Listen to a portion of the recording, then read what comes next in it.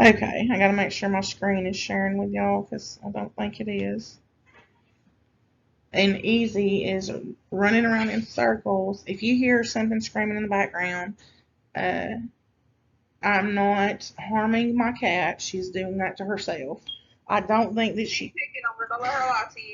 I don't think that she understands that her tail is hers, and she gets angry at it, and she attacks it, and then she screams, but she's doing it to herself. Oh, I had one that did that, and she kicked herself in the face too, and look at her foot like she didn't do it. Yes, that's what Easy does. So if you hear her screaming, I promise she's not being harmed. All right. So this is lifespan development, chapter 9. Your standard competencies apply the fundamental knowledge of lifespan development to patient assessment and management. So human beings evolve throughout their lifespans, not just as a species, but as a people. Advanced EMTs must be aware of the changes a person undergoes at various stages of life. They may alter the approach to patient care. So here we have neonates and infants. Neonates are considered birth to 1 month. Infants are 1 month to 1 year. Infants, again, children from age 1 month to 1 year, develop at a startling rate.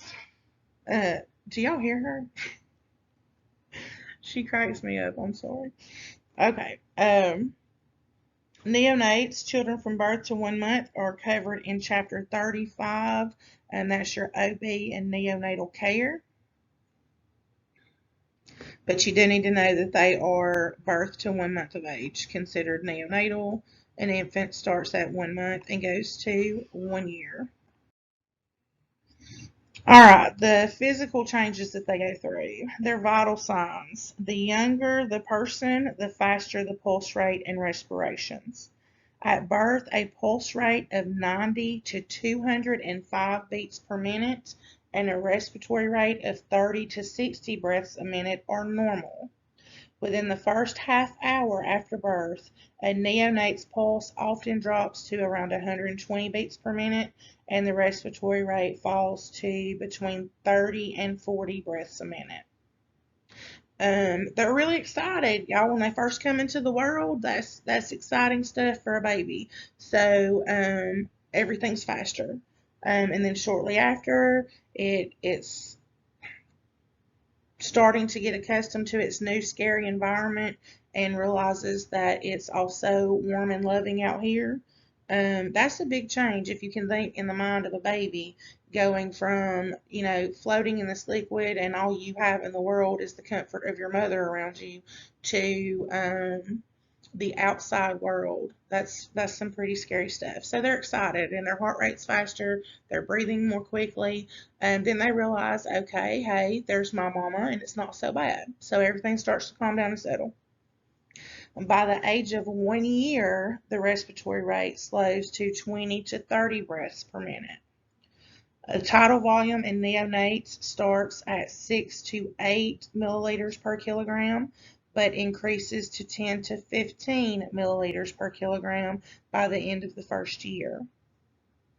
The blood pressure directly corresponds to the patient's weight, so it typically increases with age. At birth, the average systolic blood pressure of a neonate is 67 to 84 millimeters of mercury. At 85 to 104 by the age of 1 year. Okay, so neonate 67 to 84, 1 year of age 85 to 104. Did I say that? Let me say that again because I feel like I got messed up there. So 67 to 84 for a neonate, 85 to 104 for 1 year of age. Got it? A neonate's, thank you. A neonate's normal body temperature ranges from 98 degrees Fahrenheit to 100, while an infant's normal temperature ranges between 96.8 and 99.6.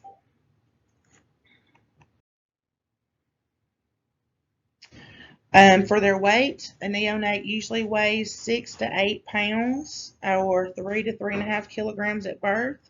The head accounts for 25% of an infant's body weight. In the first week after birth, neonates lose 5% to 10% of their birth weight due to fluid loss. By week 2, the neonate grows at a rate of about 1 ounce per day, doubling their weight by 4 to 6 months and tripling it by the end of the first year. In their cardiovascular system, at birth, the neonate makes the transition from fetal to independent circulation. And we talked about this some in the last lecture, where we were talking about the depression where the foramen was in the heart, and we talked about that closes up when they're born. Y'all remember that? So that's what it's talking about in the cardiovascular system as it transitions from fetal to independent circulation. It no longer requires that blood flow from the mother because now its blood is flowing independently and it's on circulation. In the pulmonary system, neonates are primarily nose breathers. Infants younger than 6 months are particularly prone to nasal congestion, which can lead to upper respiratory infections. Ensure that the infant's nasal passages are clear and unobstructed by mucus. That can be a big deal. Since they are nose breathers, if those secretions start to build up there, then what kind of stuff are you going to see? You're going to start seeing, respiratory distress, hypoxia, and then, of course, the respiratory problems lead to cardiac problems. An infant's rib cage, sorry, I'm touching buttons, and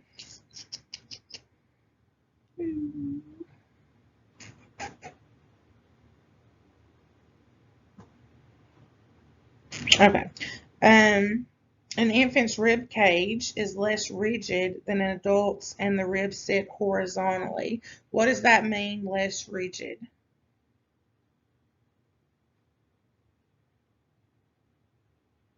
Less strong. They're not as strong, they're not as hard. You're working with primarily cartilage here, so they're more pliable, more flexible. Infants are belly breathers. Because accessory muscles are immature, fatigue sets in quickly. So this is where we talk about children can compensate, but only for so long. And when they decompensate very quickly. They're tiny. Those muscles tire out really, really quickly. So if they're breathing and they're using the accessory muscles to breathe and get them through this respiratory distress, they're going to become fatigued pretty quick.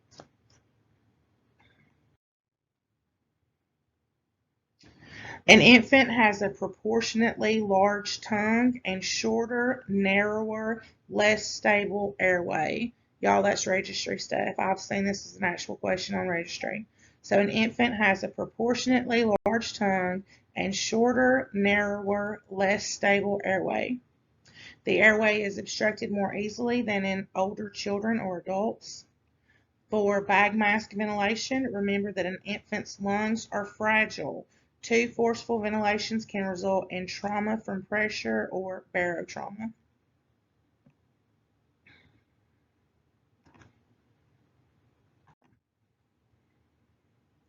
In the nervous system, this continues to evolve after birth.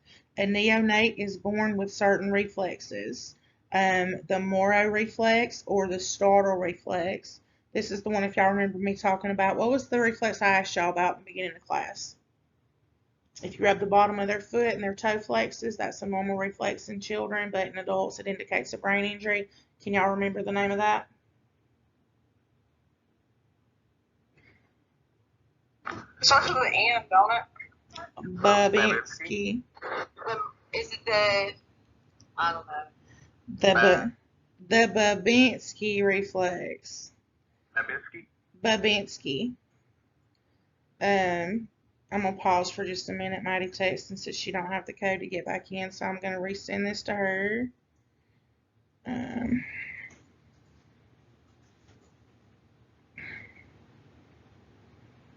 Okay, the Babinski reflex. So when we were talking about that, and that one's really cool, and I like it because, I mean, it's cute to see that little toe flex, but it's also interesting that in an adult that indicates a brain injury.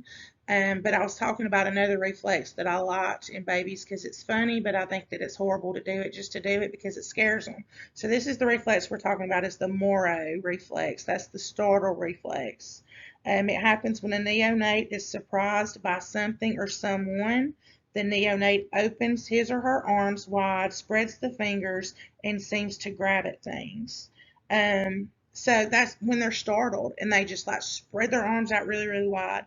And then afterwards, they'll hug themselves really tight. And it's adorable. It's the cutest thing ever. But it only happens when they're startled. So that's the drawback of it. I don't like to scare the babies, but I mean, it's really cute. A palmar grasp reflex. What do you think that is? When they grab your hand. Yes. So, Yeah, grab with their hand. yes, when you put an object into their palm, they will grasp it. They'll wrap their fingers around it. That's a reflex. The rooting reflex. That's when someone touches their cheek. The neonate will instinctively turn his or her head towards the touch. Um, The sucking reflex occurs when an infant's lips are stroked. You can rub their lips and they'll start to try to nurse. The sucking and rooting reflex are often evident when feeding. Tiffany's going to be doing all these things to Atlas in a few minutes. She's going to be checking his reflexes. A neonate's fontanelles allow the head to be molded. What did we say the fontanelles were called? Where do you find those in the babies? Soft spots. Those are the soft spots. Absolutely. So they are the area or the space between the bones that eventually fuse to form the skull. The 3 or 4 bones of the skull eventually bind together and form suture joints. The posterior fontanelle normally fuses by 3 months of age. The anterior fontanelle fuses between 9 and 18 months of age. If either of the fontanelles is depressed, what is likely to be occurring there?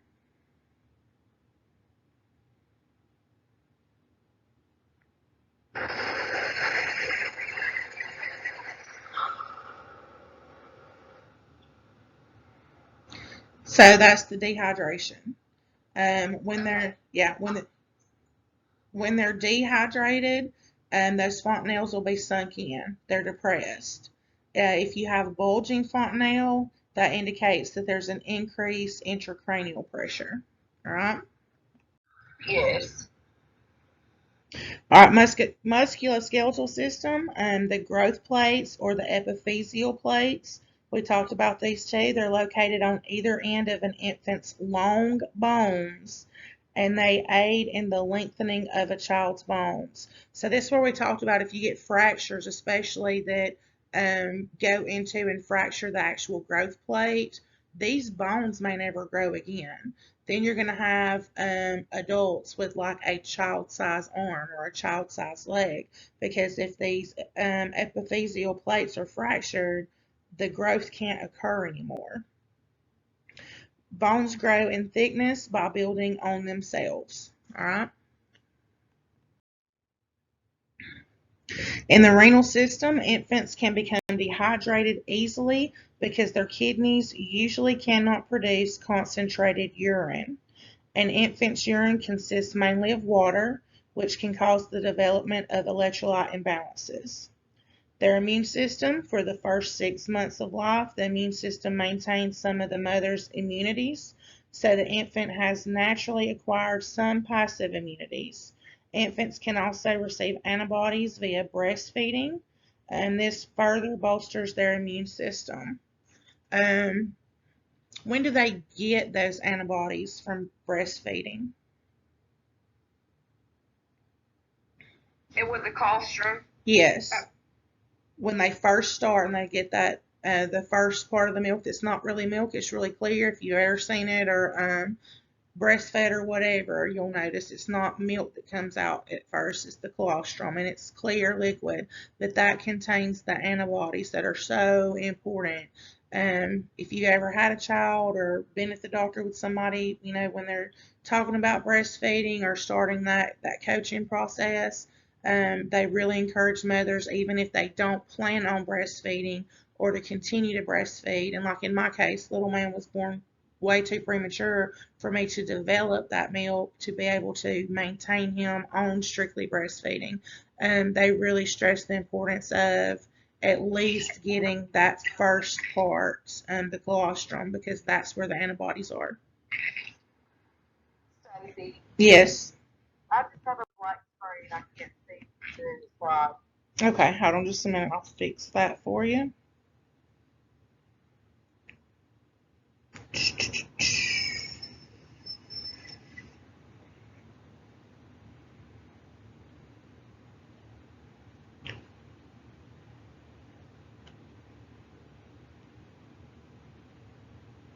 Is that better?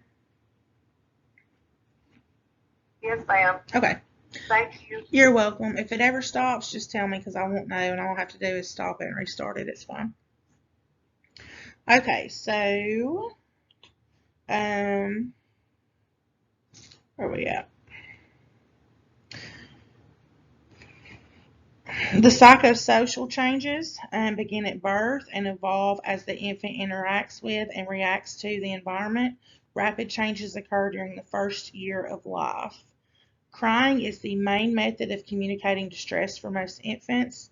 Parents can often tell what is wrong just by the tone of their infant's cry.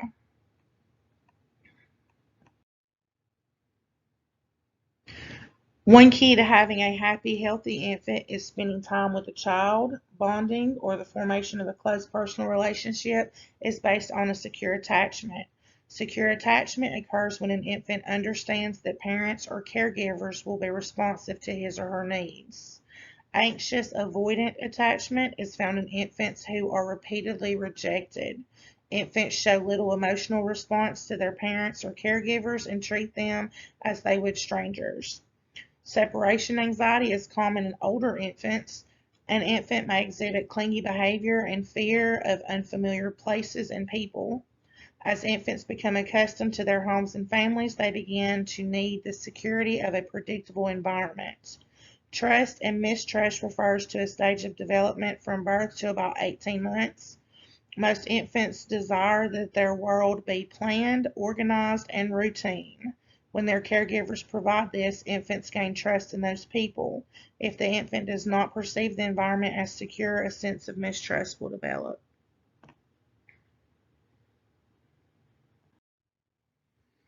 Toddlers and preschoolers.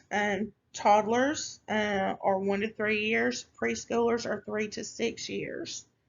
So the physical changes, toddlers 1 to 3 years, their pulse rate is 80 to 140 beats per minute. Respiratory rate is 22 to 37 breaths per minute.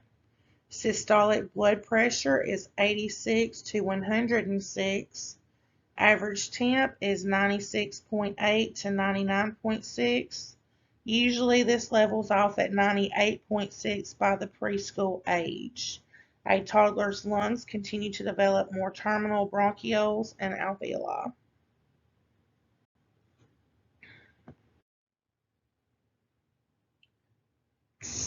Preschoolers 3 to 6 years of age, their heart rate is 65 to 120. Respiratory rate is 20 to 28. Systolic blood pressure is 89 to 112. Weight gain usually levels off. Although toddlers and preschoolers have more lung tissue, they do not have well developed lung musculature. So this prevents them from sustaining deep or rapid respirations for an extended period of time. And the loss of passive immunity occurs at this stage. They have viral infections or colds that often develop, and they may manifest as GI distress or upper respiratory tract infections. Neuromuscular growth also makes considerable progress at this age. Toddlers and preschoolers spend a great deal of time finding out exactly how to use their nervous system and muscles by walking, running, jumping, and playing catch. By the end of this stage, preschoolers will have a brain that weighs 90% of its final adult weight. All right. Playing places stress on the muscles and bones. This increases muscle mass and bone density. They have continued development of the renal system and elimination patterns. This is when they start potty training. Physiologically, toddlers have the neuromuscular control capable for bladder control by 12 to 15 months of age. A child may not be psychologically ready until 18 to 30 months of age. The average age for completion of toilet training is 28 months of age. Y'all, that's a process. If you don't have children, let me tell you, it does take a very long time. Kittens are so much easier. Uh, Children, you will end up offering toys and dollars if they will just go poop in the potty. So it is a process and it does take a very long time. Teething also occurs in this time frame. It can be painful and accompanied by fever. The leading cause of death for this age group is unintentional injuries, accidents.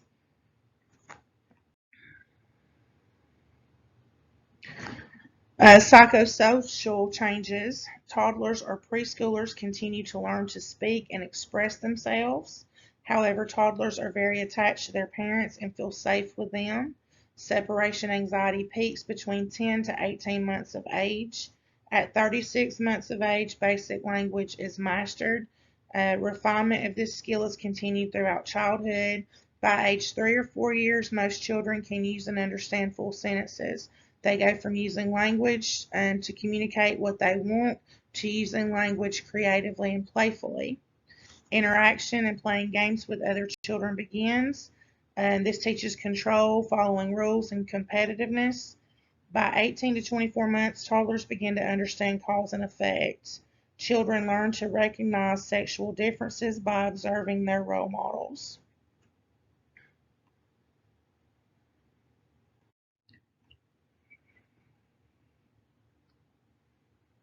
School-age children is age 6 to 12 years. The physical changes from 6 to 12 years, a school-age child's vital signs and body gradually approach those observed in adulthood. The pulse rate is approximately 58 to 118. Respiratory rate is 18 to 25. Systolic blood pressure is 97 to 120. Obvious physical traits and changes in body function become apparent. Most children grow about 4 pounds and 2.5 inches each year. Brain activity increases in both hemispheres. Permanent teeth begin to replace a child's primary teeth, and unintentional injuries are the leading cause of death in this age group as well. Psychosocial changes, critical time in development where children learn various types of reasoning. Pre-conventional reasoning, children act almost purely to avoid punishment and get what they want. Conventional reasoning, children look for approval from their peers and society. Post-conventional reasoning, children make decisions guided by their conscience. By comparing themselves with adults and their peers, children begin to develop their self-concept and self-esteem. Self-concept is our perception of ourselves. Self-esteem is how we feel about ourselves and how we fit in with our peers. Adolescence is 12 to 18 years. Their physical changes are vital signs begin to level off within the adult ranges. Heart rate is 50 to 100, respiratory rate 12 to 20, systolic blood pressure is between 110 and 131.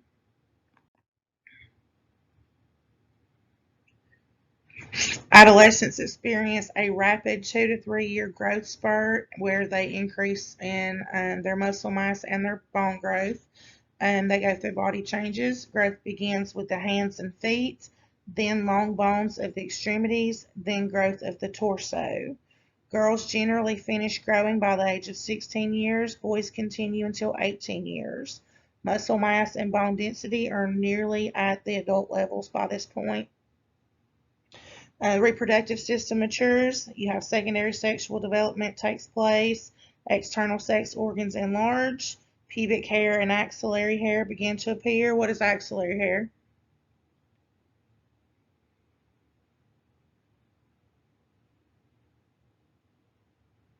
I don't know. Anybody?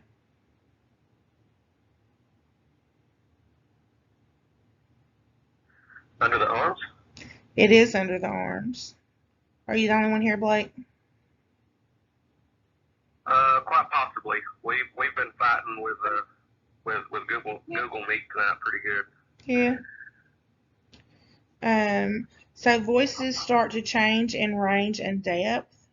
In girls, breasts and thighs increase in size as adipose tissue is deposited.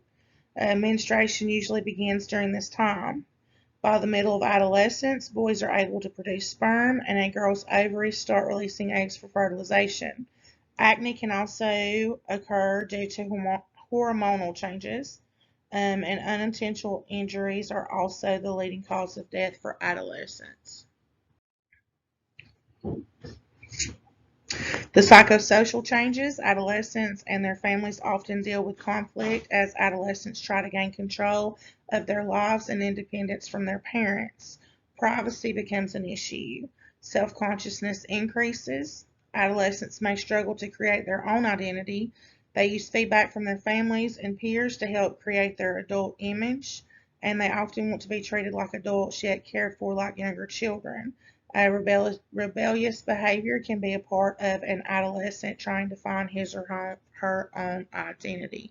So this is the age range that up until this point, while they're honing in on like separation anxiety, those children are not going to want to be out of their parents' arms. They're not going to want the parents or caretaker out of their sight. It makes them very anxious, very nervous. When you start getting into this age range of children, this is when they start wanting to be private. They don't want to answer questions in front of their parents. They don't want to answer questions, period. They might look to their parents for approval to even answer it, or kind of give them that look like this makes me uncomfortable. This is when they start understanding what modesty is. Up to this point, you know, when you got to listen for breath sounds or to check a belly or something, those kids, they don't care that you're pulling their shirt up above their belly. They don't know why you're touching them at all. Children at this age are very self-conscious and self-aware, and they don't want you pulling on their clothing. But they may not answer questions in front of their parents, and if they do, they may not answer them honestly. Also, let me get through this. Adolescents continually compare themselves with their peers, which makes peer pressure a major factor in the adolescent's psychological growth. Antisocial behavior peaks during the 8th or ninth grade. Eating disorders may develop as teenagers become obsessed with body image. Self-destructive behaviors such as smoking, drinking, sex, and other high-risk behaviors may begin. Adolescents may show a greater interest in sexual relations. A code of personal ethics develops, based partly on the parents' ethics and values and partly on the influence of the adolescent's environment. Teenagers are at a higher risk than other populations for suicide and depression. That's a scary thought, but that's a very real thing. And it's sad. So it's very important that during this time frame, like, they get the emotional support and the psychological support that they need. Before we move into the early adults, I'm going to teach you a fun fact about the blood pressure. So if you get a lot of scenario questions, especially vital signs with children, so an easy way to remember a normal blood pressure for children, okay? So from infants to 14, 15 years old that we're talking about. A minimum systolic, this is a street medic trick, minimum systolic blood pressure for a child is going to be 70 plus twice their age. So if you have a question about an 11-year-old and this is their blood pressure and you're trying to remember, well, I don't know if that blood pressure is normal or not. So for an 11-year-old, you have 70 as the base and then twice their age. So 2 times 11 is 22. 70 plus 22 is 92. So a minimum systolic blood pressure for an 11-year-old would be 92. Makes sense? That's a cool little trick. It is a very cool little trick. It's easy to remember and formulate. So when you're sitting and registering, they're giving you all these vital signs and you've lost all this stuff and you can't remember if that's normal or not. That's an easy way to remember. So 70 plus twice their age, and that's just for children, okay?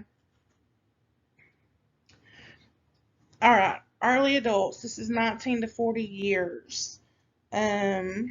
The physical changes, vital signs do not vary greatly from those seen throughout adulthood. Ideally, the pulse rate will stay around 70 beats a minute. Respiratory rate will be around 12 to 20.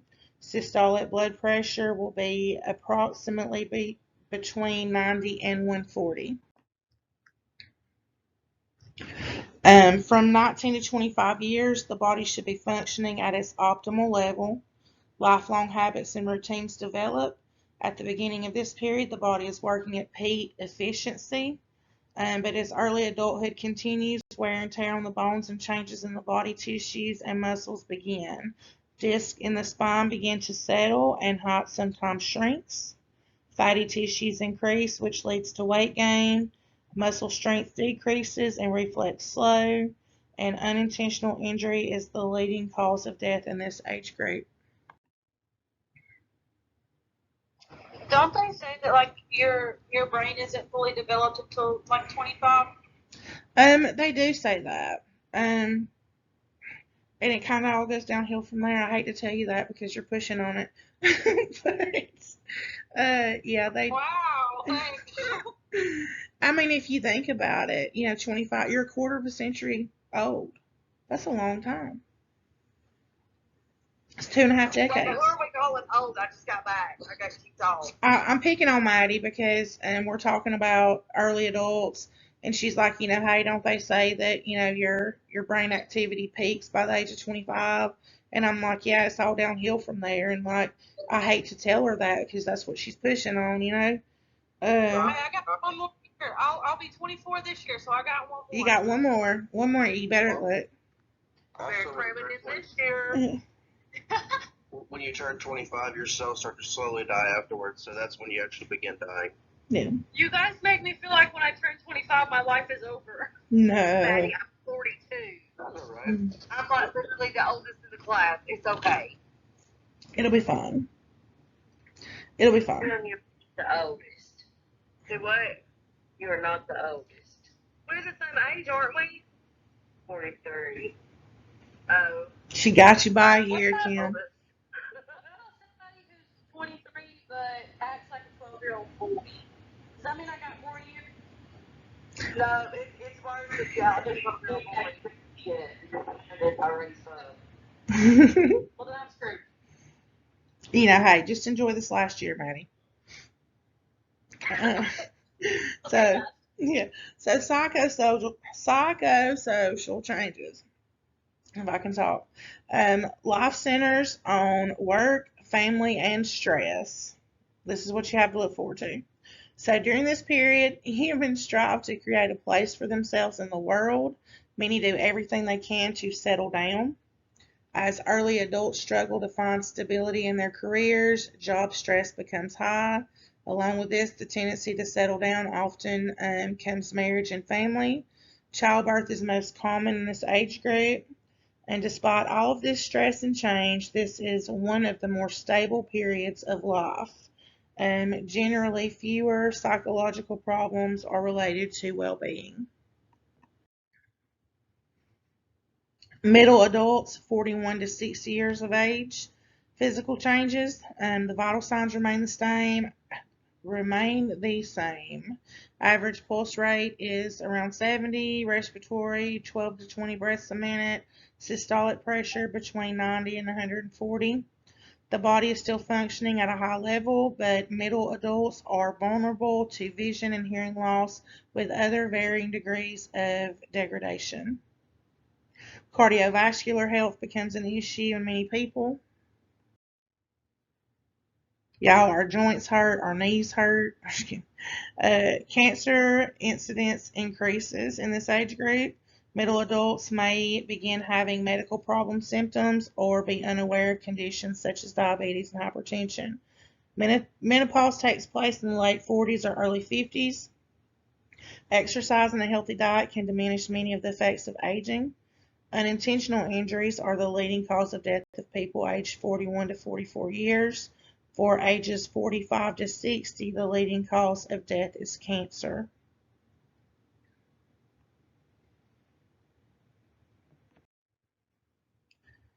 Psychosocial changes focus is on achieving life goals. Middle adults must readjust their lifestyle as children leave the home. That's the empty nest syndrome, midlife crisis. Finances become a worrisome issue. Generally, people of this age have physical, emotional, and spiritual reserves to handle life's issues. Middle adults may find themselves caring for children leaving for college and caring for their aging parents as well. According to the CDC, unintentional injury or accidents is the leading cause of death for toddlers and preschoolers, school-aged children, adolescents, early adults, and middle adult ages 41 to 44 years. For ages 45 to 60, the leading cause of death is cancer. Heart disease and cancer are the leading causes of death in ages 65 and older. In older adults, 61 years and older, the older adults include physical changes. Life expectancy is constantly changing, now approximately 78 years, with maximum life expectancy estimated at 120 years. This is the age to which a person will live and is based on many factors, including the year of birth and the country in which the person lives. Why do y'all think the country where the person lives matters when we're talking about life expectancy? Healthcare. Diet, healthcare. Diet and healthcare. Some countries have healthcare for free, while here in America we've got people that are elderly and having to ration their medication because they don't have enough to make it to the end of the month. The diet, some countries are healthier than others. They don't all live on McDonald's chicken nuggets at 3 o'clock in the morning. So yes, those things definitely take a part in it. Heart disease and cancer are the leading causes of death in ages 65 and older. Vital signs depend on the patient's overall health, medical conditions, and medications taken. Older adults are often able to overcome numerous medical problems. They may need multiple medications to do so. In the cardiovascular system, cardiac function declines with age, largely due to atherosclerosis. Cholesterol and calcium build up inside the walls of the blood vessels, forming plaque, and accumulation of plaque eventually leads to partial or complete blockage of blood flow. And the majority of people older than 65 years have some degree of atherosclerotic disease. And the heart rate and cardiac output decrease. Cardiac output can no longer meet the demands of the body, and the vascular system becomes stiff. The diastolic blood pressure increases with age. The heart must work harder to move the blood effectively, and blood flow to organs is reduced. The ability to produce replacement blood cells declines, as does the blood volume, and bone marrow is replaced with fatty tissue. In the respiratory system, the size of the airway increases as smooth muscle weakens and surface area of the alveoli decreases. The natural elasticity of the lungs also decreases. Intercostal muscles are used more to breathe. What did we say the intercostal muscles were? Muscles in the ribs. Yes. And the chest becomes more rigid due to calcification of the ribs to the sternum. The overall strength of intercostal muscles and the diaphragm decreases. Breathing becomes more labor intensive. The chest becomes more fragile and bone structure weakens overall. Changes in the respiratory system are often gradual and go unnoticed until a severe, life-threatening condition occurs. Within the mouth and the nose, there's a gradual loss of the mechanisms that protect the upper airway. This leads to a decreased ability to clear secretions as well as decreased cough and gag reflexes. The number of cilia that lines the airway diminishes. What is cilia? Little hairs. Yes, the little hairs on the surface that allow like fluid and mucus and all that to pass over the structures.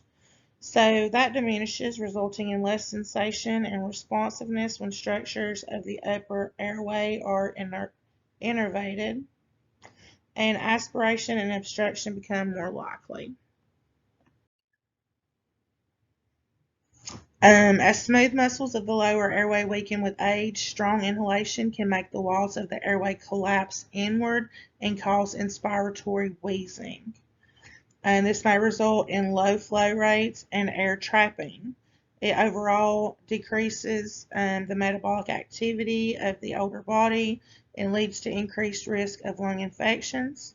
By the age of 75, the vital capacity may amount to only 50% of the vital capacity noted in young adulthood. Contributing factors of this include loss of respiratory muscle mass, increased stiffness of the thoracic cage, and decreased surface area available for the exchange of air. Vital capacity decreases and residual volume increases with age. Stagnant air remains in the alveoli and hampers gas exchange, which can produce hypercarbia and acidosis. In the endocrine system, people tend to slow down their physical activity but tend not to decrease their food intake.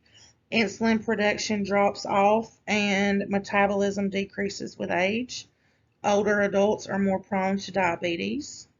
Changes in mental status may be the result of changes in blood glucose levels.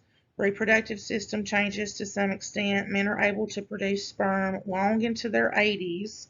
But rigidity of the penis tends to decrease over time. Women have a decrease in the size of their uterus and vagina. Hormone production for both sexes gradually decreases as they age. Sexual desire may diminish with age but does not cease.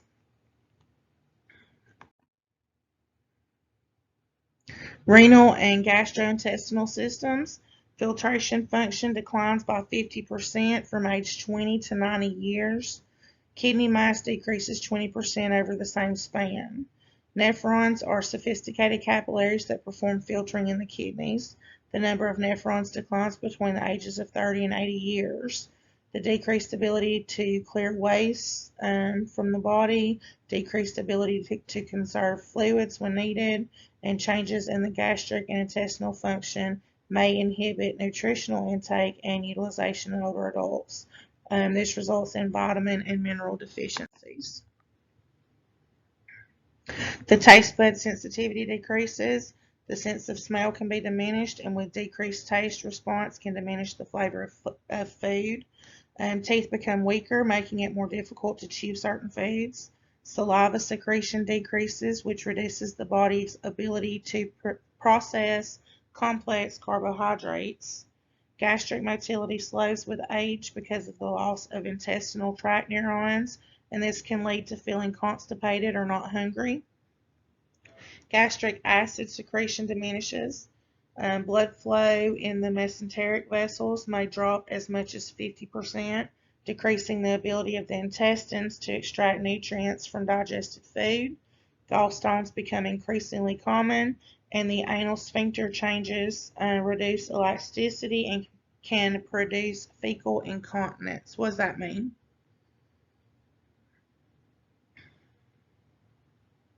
You gonna bubble on yourself. Yes, they're Not a good situation. right.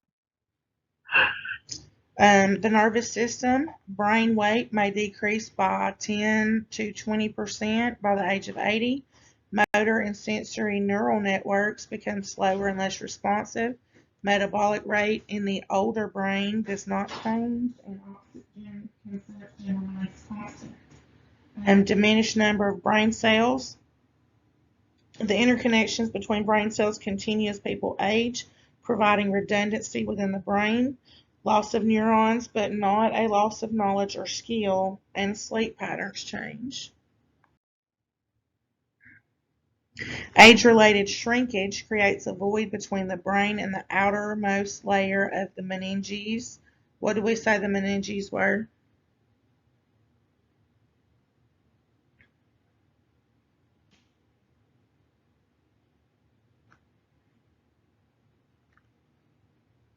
Nobody remembers? The layers. The protective layers around the spinal cord and the brain. You had the dura mater, the arachnoid, and the pia mater. So the outermost layer of the meninges, which was the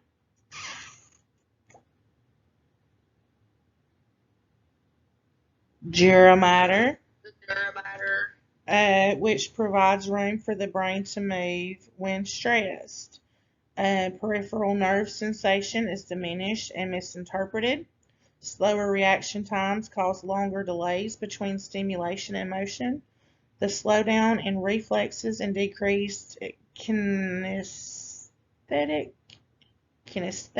sense may contribute to the incidence of falls and trauma. Nerve endings deteriorate and the ability of the skin to sense the surroundings becomes hindered. Sensory changes. Most older adults can see and hear well. Some may need eyeglasses or hearing aids. Do not assume that older patients are deaf and blind. Pupillary reaction and ocular movements become more restricted with age. Pupils are generally smaller. Opacity of the eyes lens diminishes visual acuity and makes pupils sluggish when responding to light. Visual distortions are common. Hearing loss is 4 times more common than vision loss. Hey, Stacy. Hey, Maddie. Haven messaged me and said she never got a link and wanted me to tell you to let her in. It's the same link that was for the original class. Okay. Yeah, they weren't supposed to get a new link. They were supposed to get in the same way that all of you got in. Well, I know the first time that I clicked on it, it wouldn't let me in until I messaged you. Okay. But I'll tell her. We will resend it to her.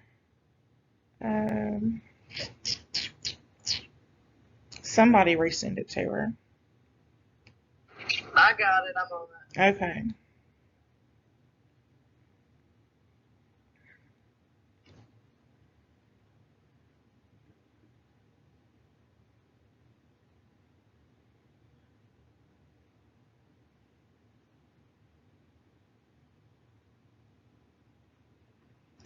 Okay, so let me go back to this. We're on the last 2 slides, so we'll probably be 34 minutes here. Alright, psychosocial changes. As older adult population continues to grow, we have the responsibility to accommodate their needs during their last 20 to 40 years of life. Increasing the number of older adults in the U.S. as a result of the baby boom of the 1940s through the 60s has produced a need for more assisted living facilities. Financial limits may restrict access to health care or medications. According to the U.S. government, 10% of people aged 65 and older, which is approximately 4.5 million, were below the poverty level in 2014. Older adults share a great amount of wisdom with us, and we need to remind them of their self-worth. Until about 5 years before death, most late-stage adults retain high brain function.